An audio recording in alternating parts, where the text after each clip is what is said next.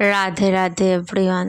Bright সাহিত্য YouTube চ্যানেলে তোমাদের স্বাগত জানাই। শেষ ট্রেনের আগে পার্ট 2।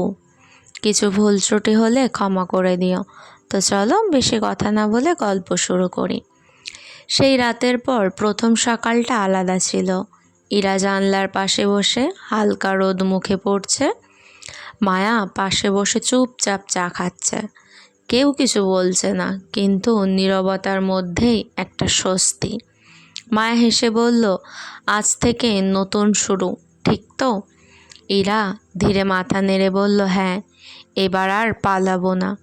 দিনগুলো বদলাতে শুরু করলো। একসাথে কলেজ যাওয়া, ক্যান্টিনে বসে গল্প করা, বৃষ্টির দিনে আবার ভিজে ফেরা, সব আগের মতোই, কিন্তু এবার অনুভূতিটা আলাদা। হাত ছোঁয়া, চোখে চোখ পড়া, সব কিছুতেই এক অদ্ভুত উষ্ণতা। একদিন ক্যান্টিনে বসেছিল তারা দুজন। হঠাৎ পাশের টেবিল থেকে কিছু ফিসফাস, ওদের দেখেছিস? এটা একটু অস্বস্তি অনুভব করলো। মায়া তার হাতটা ধরে ধীরে বলল, সবাই বুঝবে না, কিন্তু আমরা জানি আমরা কি। তবুও ইরার ভেতর একটা ভয় ঢুকে গেল। এক সন্ধ্যায় ইরার মা জিজ্ঞেস করলেন, তুই আজকাল মায়ের সাথে এত সময় কাটাস কেন? ইরা থমকে গেল। সে কিছু বলতে পারল না, কারণ সে জানে এই কথাটা বলা এত সহজ না। দিন যেতে লাগলো। ইরা একটু দূরেও সরে যেতে শুরু করলো। কম কথা, কম দেখা করা। মায়া বুঝতে পারছিল। একদিন সে সরাসরি বলল, তুই আবার পালাচ্ছিস? ইরা চুপ।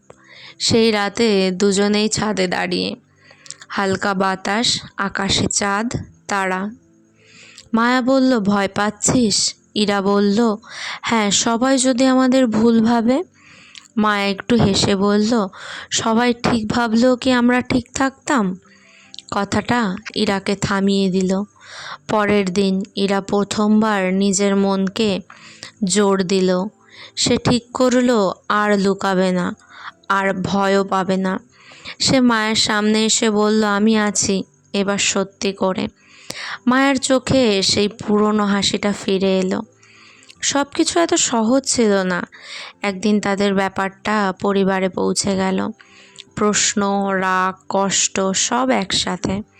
ইরা প্রথমবার নিজের পরিবারের সামনে দাঁড়িয়ে বলল, আমি কাউকে ভুল করছি না, আমি শুধু নিজের মতো থাকতে চাই। ঘরটা নিস্তব্ধ হয়ে গেল। সব কিছু থেমে গেল কিছুদিন। না ঠিক এক্সপেকটেশনস, না পুরো রিজেকশন। একটা অদ্ভুত মাঝামাঝি অবস্থা। এই সময়টা সবচেয়ে কঠিন, কিন্তু তারা একে অপরের হাত ছাড়েনি, আর কখনো ছাড়বেও না। সারাটা জীবন একে অপরের সাথে থাকবে।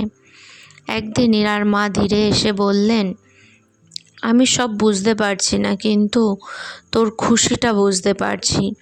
ইরার চোখ ভিজে গেল। একদিন ইরার মা বলল এই কথাটা, সব সমস্যা মিটে যায়নি, কিন্তু একটা দরজা খুলছে। মায়া পাশে দাঁড়িয়ে বলল, দেখলি, ধীরে ধীরে সব ঠিক হয়।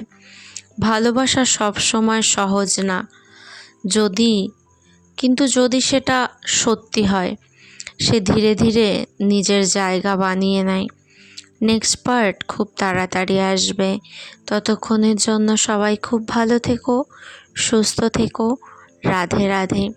আর এমন সুন্দর সুন্দর গল্প পেতে ব্রাইট সাহিত্য ইউটিউব চ্যানেলকে সাবস্ক্রাইব করতে হবে। জলদি গিয়ে সাবস্ক্রাইব করে এসো। আর তোমাদের গল্পগুলো কেমন লাগছে কমেন্ট করে জানিও। তো টাটা।